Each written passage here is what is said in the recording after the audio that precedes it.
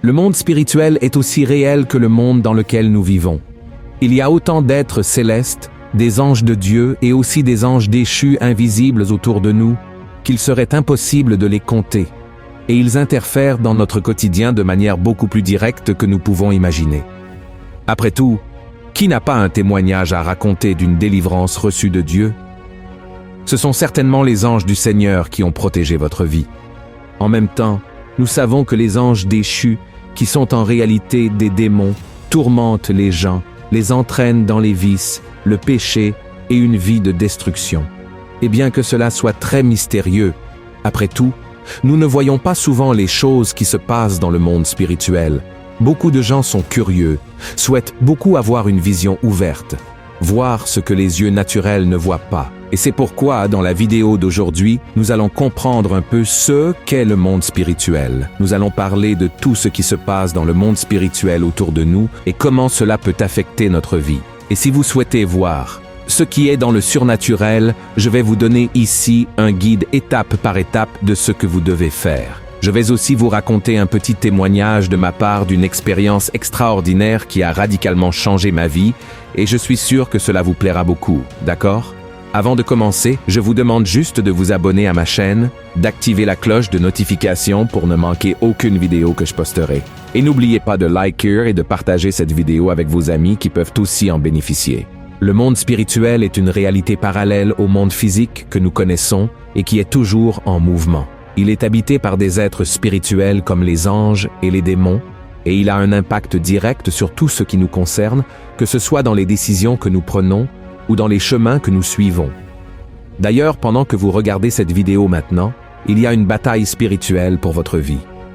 Dans la Bible, dans Éphésiens 6, 12, l'apôtre Paul nous avertit que notre lutte n'est pas contre la chair et le sang, mais contre les principautés et les puissances dans les régions célestes, ce qui montre l'importance d'étudier cette réalité spirituelle.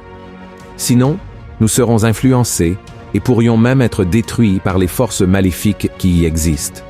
C'est pourquoi je suis ici pour vous dire que le monde spirituel existe, parce que cela nous aidera à comprendre notre but ici sur Terre et à prendre les meilleures décisions. Après tout, la Bible enseigne que notre vie terrestre n'est qu'une partie de notre existence éternelle. En d'autres termes, notre vie physique dépend du spirituel. Et c'est pour cela qu'à certains moments, Dieu a permis que des hommes de la Bible voient le surnaturel de manière détaillée. Il voulait que son peuple comprenne les grandes choses qui se passaient ou qui allaient encore se passer.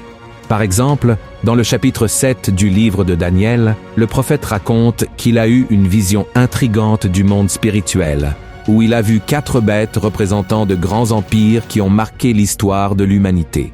Dieu a permis qu'il ait cette vision pour montrer les royaumes qui surgiraient et tomberaient ensuite du pouvoir. D'abord, Daniel a vu un lion avec des ailes d'aigle. Cet animal symbolisait l'empire babylonien, connu pour sa grandeur et sa rapidité à conquérir des territoires. Les ailes d'aigle montrent cette rapidité, et plus tard, les ailes sont arrachées, représentant un ralentissement de l'empire. La transformation du lion, pour avoir un cœur humain, suggère un changement de leadership pour être plus humain et moins injuste, ce qui s'est produit lorsque Nabuchodonosor a connu la puissance de Dieu. Ensuite, Daniel a vu un ours représentant l'empire médo-perse. La position de l'ours se levant d'un côté montrait qu'une partie de l'empire était plus forte que l'autre. Les Perses étaient plus dominants que les Médo-Perses. Les 3 côtes dans la bouche de l'ours symbolisent les principales conquêtes ou territoires que cet empire a dévorés.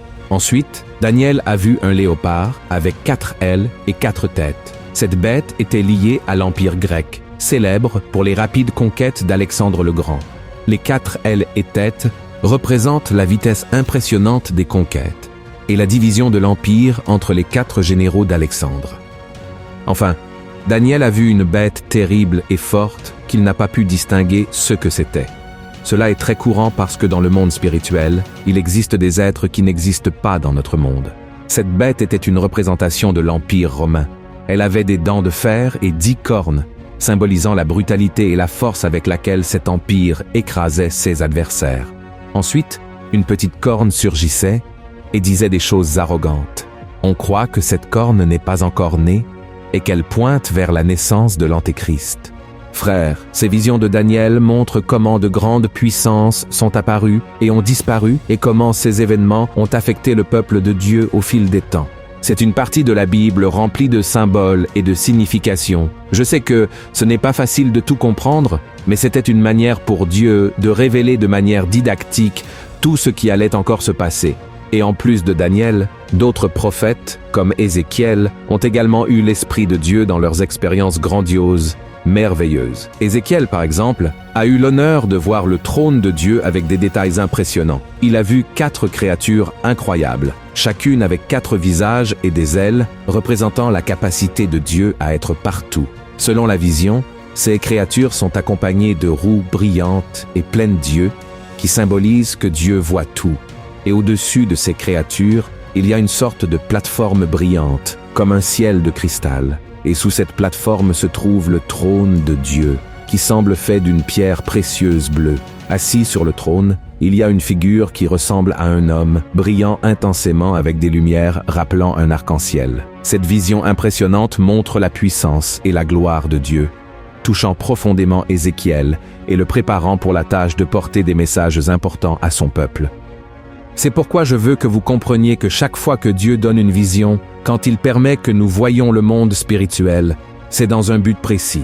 Et quand nous parlons de vision du monde spirituel, nous ne pouvons pas non plus omettre l'apôtre Jean, qui a reçu la vision la plus importante de toutes, celle de la fin des temps, du retour de Jésus, du jugement final et de l'établissement de la Nouvelle Jérusalem. Tout ce que Jean a vu a été enregistré dans le livre de l'Apocalypse et sert de promesse de restauration, un message d'espoir pour nous chrétiens. Mais il est important que vous sachiez que les visions spirituelles ne sont pas restées dans le passé. Aujourd'hui encore, de nombreuses personnes voient des choses de ce monde parallèle et leurs témoignages sont percutants. Je me souviens que je traversais un moment très difficile dans ma vie et je demandais à Dieu quel appel il avait pour moi. C'est alors que Dieu a utilisé la bouche d'une prophétesse et Dieu a commencé à me parler à travers elle. À ce moment-là, Dieu a dit que je serais pasteur, que je prêcherais à des foules au Brésil et en dehors du Brésil. Et c'est alors qu'un ange est apparu devant moi et c'était la plus belle chose que j'ai jamais vue dans ma vie. Il a mis une couronne sur ma tête et à ce moment-là, Dieu m'a dit que dans cette couronne, il y avait beaucoup et beaucoup de pierres précieuses qui seraient les vies que je gagnerais pour le Seigneur. Frères, ce fut une expérience marquante, et si je n'avais pas été en train de prier en langue à ce moment-là, peut-être que je n'aurais pas supporté. Le don des langues à ce moment-là a servi à m'édifier et à me donner la force de supporter, peut-être, cette grande gloire que j'ai vue. En même temps, j'ai entendu beaucoup de récits de personnes disant qu'elles ont vu des choses désagréables. J'ai entendu, par exemple, des gens dire qu'ils voyaient des singes sur les épaules des gens, comme une sorte d'oppression spirituelle.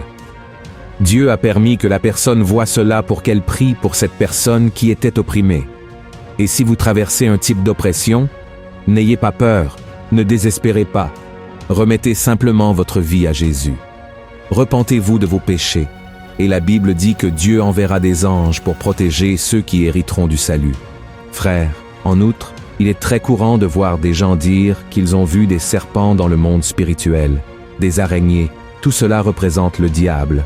En effet, beaucoup de gens disent qu'ils ont vu des chiens très grands, des chiens féroces, et chaque fois que cela se produit, c'est l'œuvre de l'ennemi, d'accord? Ce n'est pas l'œuvre de Dieu, parce que Dieu est un Dieu de paix, un Dieu d'harmonie, un Dieu qui ne cause ni peur ni panique chez les gens. Et c'est pourquoi je vous ai dit que nous sommes au milieu d'une bataille spirituelle. Nous devons mettre l'armure de Dieu pour nous protéger contre les attaques spirituelles. Et croyez-le ou non, frères, savez-vous qui sont les personnes qui ont ces visions de créatures maléfiques dans le monde spirituel? Ce sont généralement celles qui, dans le passé, ont eu une sorte d'implication avec l'occultisme, le spiritisme, la magie noire et même le saint. Et maintenant, elles se sont converties et marchent avec Christ. Et alors, que se passe-t-il? Dieu profite d'une porte que le diable a ouverte dans le monde spirituel pour cette personne dans le passé, pour qu'elle soit une lumière et une bénédiction dans la vie des autres personnes. Mais il y a une chose qui doit être très claire. Frères, la vision du monde spirituel ne se produit pas tout le temps. Méfiez-vous des gens qui disent voir des anges partout, que Dieu révèle des choses tout le temps, car cela n'arrive pas. Cela n'arrive pas. Nous devons comprendre que lorsque nous lisons dans la Bible quelque chose, un récit spirituel, cela peut avoir eu lieu après une longue période. Lorsque vous lisez le livre des Actes, par exemple, vous voyez Dieu permettre l'apparition d'un ange à Pierre, mais jusqu'à ce que la prochaine vision céleste se produise, généralement des jours, des semaines ou des mois se sont écoulés. Dieu ne se révèle pas tout le temps parce qu'il veut que nous apprenions à agir par la foi, d'accord? Et même si nous voyions toutes les choses dans le monde spirituel, nous serions perdus. Si nous avions la vision spirituelle tout le temps, nous serions perturbés par tant de visions et cela nuirait à nos relations et même à notre marche avec Dieu. Alors ces visions, ces événements ne se produisent pas tous les jours ou sans sens.